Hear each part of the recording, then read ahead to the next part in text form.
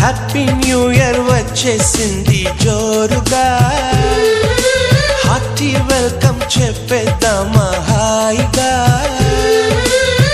కొత్త కొత్త ఊహల్లో తెలిపోటియా, మనసులోని ఆశల్ని పంచుకో బ్రదర్. గుండెలోని భావాలు గుప్పుమన్న ఈ వేళ, కదిలల్లే కాలపు కన్నెకి టాటా చెప్పుదామా. జనవరితో అడుగులు వేస్తూ ముందుకి పోదామా.